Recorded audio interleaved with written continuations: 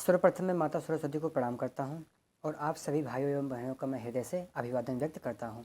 जैसा कि हमने पिछली कक्षा में रस के ऊपर विस्तृत चर्चाएं की थी। हमने रस में करुण रस के बारे में देखा था, उसके बाद अद्भुत रस के बारे में देखा था और भक्ति रस के बारे में देखा था, और हम विभत्स रस के बारे में भी देखा था। अब बस विभत्स रस के बारे में हमने क्या देखा था कि इसकी जो परिभाषा है, हमने परिभाषा के ऊपर विस्तृत चर्चा विभत्स रस के बारे में किया था। उसके बाद हमने आपसे विदा की अनुमति मांगी थी। अब आप आगे देखेंगे, अब अपनी इसी क्लास को पुनः आगे की ओर बढ़ेंगे। देखेंगे कि अब हम विभत्स रस की जो परिभाषा है, अब हम इसकी परिभाषा को देख ही लिए थे, अब हम इसके कुछ उदाहरण के ऊपर भी चर्चा करेंगे। जैसे कि आप यहाँ पे देखिए क्या लिखा हुआ है कि किसी सड़ी गली दुर्गंध युक्त वस्तु को देखकर जब हृदय में जुगुप्सा नामक स्थायी भाव जागृत होकर विभाव, अनुभव व संचारी भावों से युक्त हो जाए तो वहाँ कौन सा रस होता है? विभत्स रस होता है। और हमने परिभाषा को भी देख लिया था, और आपको ये करुण रस और अद्भुत रस और भक्ति रस की परिभाषाओं को हमने देखा था। इसके उदाहरण के ऊपर भी हमने चर्चा किया था, और हमने आपको ये बताया था कि क्या बोलते हैं, इन सबको आप विस्तृत अध्ययन कर लीजिएगा, इसको पढ़ लीजिएगा। अब हम विभत्स रस के उदाहरण की ओर चलते हैं। आशा करता हूँ ये आपको समझ में आ गया होगा। अगर नहीं भी आया है समझ में तो आप निश्चिंत रहिए, हम एक बार फिर से इसको दोहरा देंगे। हालांकि हमने पिछली वीडियो में इसको 2 बार दोहरा दिया था, लेकिन अगर आपको समझ में नहीं आया है तो हम एक बार फिर से दोहरा देंगे। जिसको नहीं समझ में आया है वो समझ लेंगे, और जिसको आ गया है उसको बहुत बहुत धन्यवाद, कोई दिक्कत नहीं है। अब हम आगे बढ़ते हैं। ठीक, विभत्स रस के उदाहरण के ऊपर हम चर्चा करेंगे। आशा करता हूँ आपको परिभाषा समझ में आ गई होगी। ठीक, एक मिनट आप ऐसे बने रहिएगा। अब आप यहाँ पे देखिए, ठीक, आपको दिख रहा होगा उदाहरण। क्या दिख रहा है? उदाहरण। ठीक है, हम इसको हाईलाइट कर देते हैं उदाहरण को। क्या है हमारा उदाहरण? उदाहरण, ठीक है। उदाहरण को आप देखिएगा इसे ध्यान से। सिर पर बैठ्यो काग आँख दो खात निकारत, खींचत जीभ श्यार अति आनंद उर धारत, गीध जांघी को खोदी खोदी। कि देखिएगा, गीध जांघी को खोदी खोदी, मांस उपारत, स्वान आंगुरिन काटी काटी कै खात बिदारत। आशा करता हूँ इन पंक्तियों को पढ़ने के माध्यम से आपके माइंड में ये घर कर गया होगा, घुस गया होगा। हालांकि ये सीधा सीधा अर्थ दे रही है ये पंक्तियाँ कि सिर पर बैठे काग, काग का अर्थ होता है कौवा, आँख दो खात निकारत, यानी नेत्रों को क्या बोलते हैं, अपने चोंच से उसको खोद रहा है, उसको निकाल रहा है। खींचत जीभ श्यार अति आनंद धारत, यानी जो श्यार हैं वो जीभ को खींच रहे हैं, अत्यंत ही आनंद प्राप्त कर रहे हैं। गीध जांघ को खोद खोदी मांस उपारत, जो गीध है वो जंघा को खोद खोद के, यानी उसको उसमें अपनी चोंच को गड़ा गड़ा के उसके मांस को उपारत यानी उचारता है, यानी बाहर निकाल लेता है। स्वान आंगुरिन काट काट के खात बिदारत, और जो कुत्ते हैं वो अंगुलियों को काट काट के खा रहे हैं और इधर उधर बिखेर दे रहे हैं मांस को। यानी ये आप मान के चलिए कोई एक मृत जीव है, उस पर क्या बोलते हैं, विभत्स रस की उदाहरण है ये।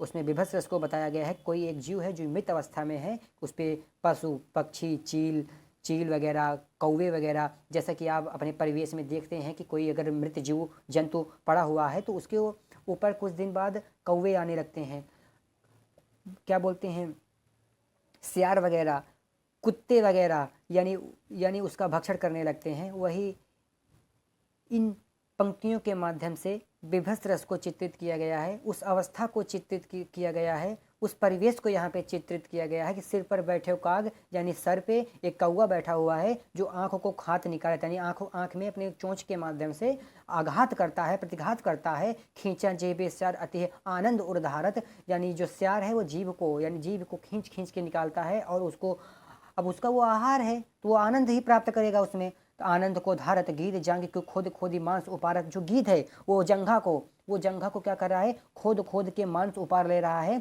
स्वान अंगुलिन काटी काटी के खाद विदारत, यानी जो कुत्ते हैं वो अंगुलियों को काट काट के खा रहे हैं और इधर उधर बिखेर दे रहे हैं। आशा करता हूँ ये आपको समझ में आ गया होगा। अब हम रौद्र रस के ऊपर चर्चा करेंगे। किसी अप्रिय कार्य शत्रुतापूर्ण कार्य, किसी अप्रिय कार्य शत्रुतापूर्ण कार्य अथवा गुरुजनों के अपमान के कारण क्रोध नामक स्थायी भाव जागृत होकर विभाव अनुभाव व संचारी भावों से युक्त हो जाए तो वहाँ रौद्र रस होता है। आशा करता हूँ आपको ये रौद्र रस समझ में आ गया होगा। इसकी परिभाषा कि किसी अप्रिय कार्य शत्रुतापूर्ण कार्य अथवा गुरुजनों के अपमान के कारण क्रोध नामक स्थायी भाव। अब हम इसको थोड़ा समझाने का प्रयत्न करते हैं। आशा करता हूँ आप धैर्य को धारण करिए और इसको समझने का प्रयत्न कीजिए। किसी अप्रिय कार्य, मान लीजिए कि एक एक पंक्ति को आप समझते चलिएगा और हम उसको अपने आपके परिवेश में, अपने परिवेश में उसको जोड़ते हुए उदाहरण के माध्यम से समझते हुए चलेंगे। ठीक है, कि किसी अप्रिय कार्य, क्या है, किसी अप्रिय कार्य। ठीक है, किसी अप्रिय कार्य। अब मान के चलिए आपके घर में आपके जो सम्माननीय लोग हैं, जो आपसे बड़े हैं, आपको कोई कार्य उन्होंने कहा और आप उनके अनुकूल कार्य ना करके प्रतिकूल कार्य किया, तो उनको ये आप मान के चलिए बड़ा ठेस पहुँचेगा हृदय में। अब जो वो ठेस हृदय में पहुँचा, किसी आपके आपके आपके उनके अनुकूल जो कार्य ना था, प्रतिकूल कार्य था, आपने वो कार्य किया और उनको अप्रिय लगा, तो इससे भी उनके हृदय में गुस्सा आ सकता है। शत्रुतापूर्ण कार्य अथवा गुरुजनों का अपमान उपमान के कारण। ठीक, अब देखिए, अब शत्रुतापूर्ण कार्य, जो शत्रु वगैरह होते हैं, दुश्मन वगैरह होते हैं, ये सब आप यानी शत्रुतापूर्ण जो कार्य करते हैं उसके अंदर भी क्रोध आ सकता है। जिससे ऐसा कोई कार्य जिससे किए हो जो इससे आपका कोई शत्रु बन गया हो, तो उसके हृदय में जो क्रोध उत्पन्न होगा वही रौद्र रस है।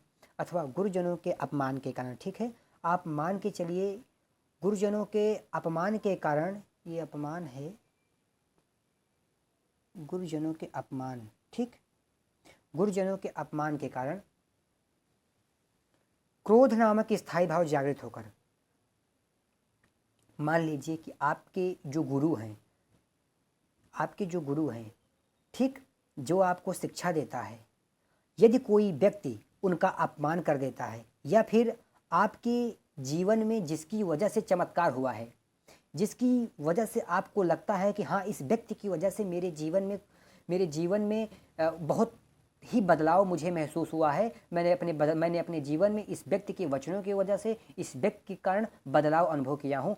यदि कोई भी व्यक्ति उस व्यक्ति को जिसकी वजह से आपके जीवन में बदलाव हुआ है, कोई अपशब्द बोल देता है, कोई ऐसा क्या बोलते हैं शब्द बोल देता है जिससे आपके हृदय में ठेस पहुंचता है, आपको क्रोध आता है, वही यहाँ पे चित्रित किया गया है कि गुरुजनों के अपमान के कारण। यानी जो आपका सम्मान है या आपके गुरु हैं, जो आपको शिक्षा देता है, वही आपका गुरु है। हाँ, एक होता है टीचर और गुरु में अंतर होता है। अब हम इसके ऊपर चर्चा नहीं करेंगे क्योंकि बहुत डेप्थ में हम चले जाएंगे। गुरु जो होता है वो अलग, गुरु की परिभाषा अलग होती है और टीचर की परिभाषा अलग होती है। ठीक, अब इसको आप देखिएगा, अगर हाँ आप कमेंट करेंगे तो हम इसके ऊपर भी आपको बता देंगे, लेकिन हम इसमें जाएंगे तभी बहुत गहराई में चले जाएंगे, हम ऊपर ही ऊपर चर्चा करते हैं। ठीक है, अब देखिए आप, स्थायी भाव जागृत होकर विभाव अनुभाव व संचारी भावों से युक्त हो जाए तो वहाँ रौद्र रस होता है। जब ये विभाव अनुभाव संचारी भाव, हमने सब कुछ बता रखा है पीछे आपको, जब इन सभी से युक्त हो जाता है तो वहीं पे रौद्र रस की क्या होती है, निष्पत्ति होती है। आशा करता हूँ आपको ये परिभाषा समझ में आ गई होगी। अब हम आगे बढ़ते हैं। तेहि अवसर सुन शिव धनु भंगा, आए भृगकुल कमल पतंगा। अब देखिए इसमें क्या है,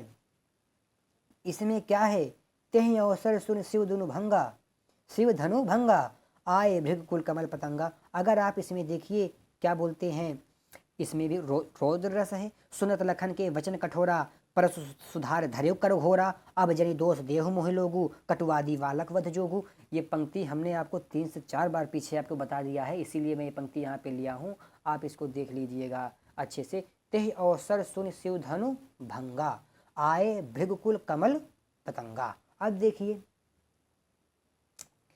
ते ही अवसर सुन शिव धनु भंगा। जैसे परशुराम ने यह पता पाया कि शिव धनुष टूट गया, उन्होंने अपने गुरु का अपमान समझा।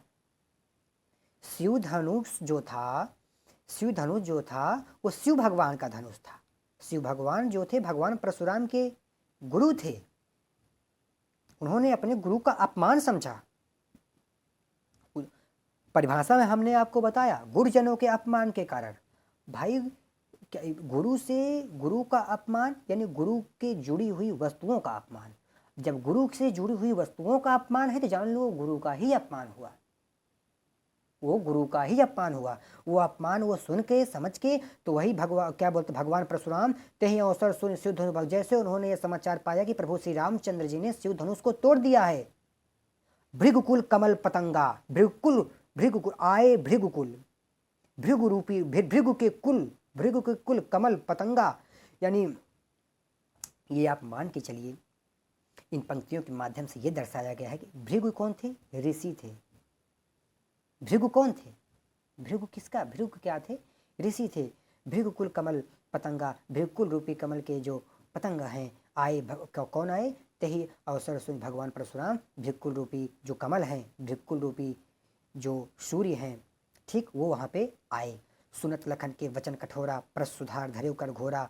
यानी लखन के वचन को सुनकर यहाँ पे क्या हुआ? यहाँ पे क्या हुआ? अप्रिय, यानी अप्रिय बात है ना, यानी क्या बोलते हैं, लखन जी की बातों को वो बुरा मान रहे हैं। वो ये उनको लग रहा है कि जो वचन बोल रहा है, पहली बात तो इसने गलती की, दूसरी बात ये जो वचन बोल रहा है वो उनको अप्रिय लग रहे हैं, अप्रिय लग रहे हैं। तो वही वो कहते हैं सुनत लखन के वचन कठोरा, पर सुधार धरे कर घोरा।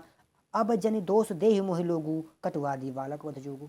यानी हे, अब वहाँ पे वो लोगों को संबोधित करते हुए कहते हैं कि सुन लो, ये बालक जो है ये वध के ही योग्य है। ये कटुवादी बालक जो कड़वा बोलने वाला है ये वध के ही योग्य है। आशा करता हूँ ये आपको समझ में आ गया होगा। अब हम वीर रस के ऊपर चर्चा कर लेते हैं। ठीक, किसी कठिन कार्य, शत्रु अथवा शत्रु सेना को देखकर जब हृदय में उत्साह नामक स्थायी भाव जागृत होकर विभाव, अनुभाव, संचरी भावों से युक्त हो जाए तो वहाँ वीर रस होता है। अब देखिए ध्यान से, वीर रस क्या है? वीर रस क्या है आप इसको समझते चलिएगा। एक बार हम पुनः इसको दोहराएंगे, ठीक है? सिर्फ आप इसको समझते चलिएगा, नहीं समझ में आ रहा है कोई समस्या नहीं है। किसी कठिन कार्य, शत्रु अथवा शत्रु सेना को देखकर, जैसे मान लीजिए कोई कठिन कार्य है, उसमें आप अपनी वीरता का दिखावा कर रहे हैं। शत्रु अथवा शत्रु सेना को देखकर, जैसे कि ये राजा महाराजाओं का बहुत ही अच्छा वो क्या बोलते हैं वीर की श्रेणियां हैं, जैसे हमने यहाँ पे लिख रखी है, युद्ध वीर, दान वीर, दया वीर, धर्म वीर। हम अब युद्ध वीर के ऊपर डीपली चर्चा नहीं करेंगे। आप इतना जानिए कि वीर की श्रेणियां हैं, युद्ध वीर, दान वीर, दया वीर, धर्म वीर, ठीक है? और युद्ध वीर में सर्वश्रेष्ठ माना गया, युद्ध वीर जो है ये आपका सर्वश्रेष्ठ माना गया है, क्योंकि ये मान के चलिए राजा महाराजाओं का ये क्या बोलता आभूषण था युद्ध वीर। ये उनका बहुत ही प्रिय रस है। किसी कठिन कार्य, शत्रु अथवा शत्रु सेना को देखकर जब हृदय में उत्साह नामक स्थायी भाव जागृत होकर वो विभाव अनुभाव से पुष्ट होता है, तब जाके वीर रस की निष्पत्ति होती है। आशा करता हूँ आपको वीर रस समझ में आ गया होगा, ठीक है? परिभाषा समझ में आ गई होगी, ठीक? राजाओं महाराजाओं का क्या बोलते हैं ये बहुत ही प्रिय रस रहा है। वीर रस की जो श्रेणियाँ हैं हमारी, युद्ध वीर, दान वीर, दया वीर, धर्म वीर। युद्ध वीर, दान वीर, दया वीर और धर्म वीर। युद्ध वीर सर्वश्रेष्ठ माना गया है। युद्ध वीर जो है श्रेणियों में सबसे सर्वश्रेष्ठ कौन माना गया है? आपका सर्वश्रेष्ठ, सबसे सर्वश्रेष्ठ आपका ये युद्ध वीर माना गया है, ठीक है? ये क्या है हमारा वीर रस, वीर रस, ठीक है? ये हमारा सबसे सर्वश्रेष्ठ रस माना गया है आपका। वीर रस में कर्मवीर जो है वो वीर की श्रेणी में नहीं आता, इसको आप नोट डाउन कर लीजिए। जो कर्मवीर है, कर्मवीर को वीर की श्रेणी में नहीं माना जाता है, ठीक है? हाथ गयो प्रभु को कमला कहे, नाथ कहा तुमने बिचारी। तंदुल खाए मुट्ठी हुई दीन कियो तुमने दुह लोग बिहारी। यानी यहाँ पे प्रभु श्री कृष्ण, आप ध्यान से देखिएगा इन पंक्तियों को, उदाहरण हम आपको दे रहे हैं कि हाथ गयो प्रभु को कमला कहे, नाथ कहा तुमने बिचारी। कमला कौन है? उनकी पत्नी। किनकी पत्नी? प्रभु श्री कृष्ण की पत्नी। तंदुल खाए मुट्ठी हुई दीन कियो तुमने दुई लोक बिहारी। खाई मुट्ठी तीसरी जब नाथ कहा निज वास को आश बिहारी। रंग ही आप समान कियो तुम, रंग ही आप समान कियो तुम, चाहत आप होन भिखारी। यानी तुमने रंग को अपने समान कर दिया और आप रंग होना चाहते हैं। यानी ये थोड़ा हम इसके ऊपर थोड़ा मिश्रा बांधने का प्रयत्न करते हैं, थोड़ा हमें इसके परिचय को, इसकी भूमिका को बांधने का प्रयत्न करते हैं। आप समझिएगा, ये पंक्ति उस स्थिति को दर्शाती है जब प्रभु श्री कृष्ण और सुदामा बहुत ही आपस में सघन, बहुत ही फास्ट फ्रेंड थे, बहुत ही पक्के मित्र थे, हुआ करते थे। ये आप मान के चलिए कि जब सुदामा प्रभु श्री कृष्ण से मिलने आते हैं तो देखी सुदामा के दीन दशा करुणा कर करुणा नहीं धरोए। यानी ये क्या है? ये दया वीर है, दया है इसमें। अब देखिए, हाथ गए हो प्रभु को कमला कहे, नाथ कहा तुमने विचारी। यानी जब प्रभु श्री कृष्ण से सुदामा जी मिलने आते हैं तो ये आप मान के चलिए उसी स्थिति को यहाँ पे कवि ने चित्रित किया है अपनी पंक्तियों के माध्यम से कि उनकी सुदामा की जो पत्नी थी, सुदामा जी की ब्राह्मण थे, गरीब ब्राह्मण थे, उनकी पत्नी ने उनको तंदुल दिया था। तंदुल का मतलब चावल। उन्होंने कहा था कि आप मित्र के घर जा रहे हो तो मित्र के घर, गुरु के घर खाली हाथ नहीं जाया जाता है, कुछ लेके जाया जाता है, ऐसा बताया गया है हमारे शास्त्रों में। ठीक, आप मान के चलिए हाथ वही हम उसी को पंक्ति के माध्यम से आपको समझाने का प्रयत्न करते हैं। आप समझिएगा, हाथ गए हो प्रभु को कमला कहे, नाथ कहाँ तुमने बिचारी। अब देखिए, इसमें अगर देखा जाए, इसमें कौन सा वीर रस तो है इसमें। क्या बोलते हैं, रानी लक्ष्मीबाई, महाराणा प्रताप की जो पंक्तियां हैं, रणवीर चौकड़ी भर भर कर चेतक बन गया निराला था, राणा प्रताप के घोड़े से पड़ गया हवा का पाला था, गिरता न कभी चेतक तन पर। ये क्या है? वो राणा प्रताप का ये, यानी ये मान के चलिए कि यहाँ सब में वीरता का वर्णन किया गया है। बुंदेले हर वालों के मुख से हमने सुनी कहानी थी, खूब लड़ी मर्दानियों तो झांसी वाली रानी थी। इसमें क्या है? इसमें क्या है?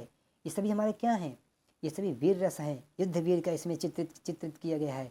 सरी चतुरंग सैन अंग में उमंग धरी, सर्जा शिवादी जंग जीतन चलत हैं। ये सब क्या है? ये सब युद्ध वीर का वर्णन किया गया है। यहाँ पर वीरता परक चीज़ों का वर्णन किया गया है। वीरता परक यानी वीरों के पराक्रम को अपने पंक्तियों के माध्यम से यहाँ प्रस्तुत किया गया है। वही यहाँ पे दिया जाए तो यहाँ पे भी, यहाँ कौन सा वीर है? यहाँ पे दान वीर है। यहाँ ये मैंने लिखा ना, युद्ध वीर, दान वीर, दया वीर, धर्म वीर। हम सब पंक्तियों को नहीं बता सकते आपको, दान वीर का उदाहरण, दया वीर का उदाहरण, धर्म वीर का उदाहरण। आप जब आप पढ़ोगे, एक हम बता रहे हैं। अगर हाँ, अगर आप जानने की इच्छा करो चाहते हैं तो आप कमेंट करिएगा, हम फिर इसके ऊपर भी आपको क्या बोलते हैं एक वीडियो बना देंगे, इसके ऊपर भी डीपली चर्चा कर देंगे हम। ठीक, जैसा कि दान वीर, दया वीर, जहाँ दानता की बात आए वहाँ दान वीर है, जहाँ युद्ध लड़ाई की बात है वहाँ युद्ध वीर है, जहाँ दया भावना की बात है, जहाँ धर्म परायणता की बात है वहाँ धर्म वीर है। पंक्ति को जो आप पढ़ोगे ना, तब आपको पता लग जाएगा कि यहाँ पे कौन सा वीर है। ठीक है। हाथ गयो प्रभु को कमला कहे, नाथ कहा तुमने बिचारी, तंदुल खाए मुट्ठी हुई दीन, कियो तुमने लोग बिहारी। आए, देखा ये, अगर इन पंक्तियों को आप देखो, इन पंक्तियों को अगर आप देखो तो इनमें बहुत ज़्यादा समझने की कोई आवश्यकता नहीं है।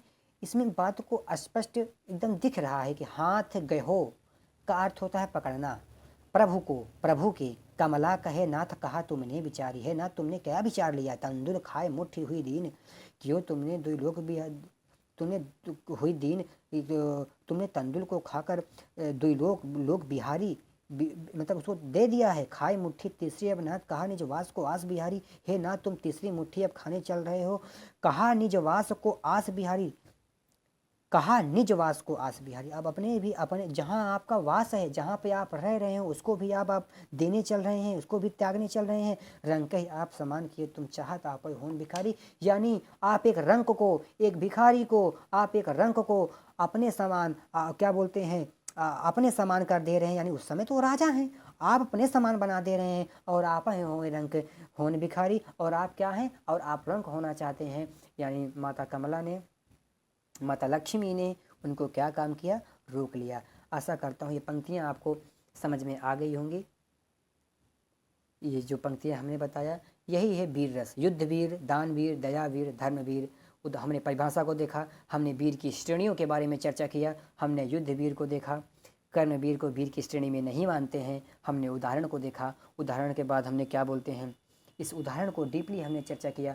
सिर पर बैठे हो काग आँख दो खात निकारत, खींचा जीभें सार अति आनंद उर्धारत। हमने विभत्स रस के उदाहरण के बारे में चर्चा किया और हमने रौद्र रस को भी देखा। यहाँ पे किसी अप्रिय कार्य अथवा शत्रुतापूर्ण कार्य, गुरुजनों के अपमान के कारण जब क्रोध नामक स्थायी भाव जागृत होता है,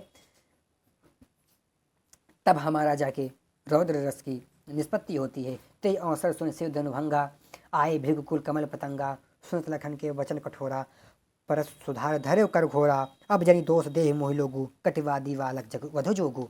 यानी यह बालक जो कड़वा बोलता है यह वध के ही योग्य है। आशा करता हूँ आपको ये समझ में आ गया होगा।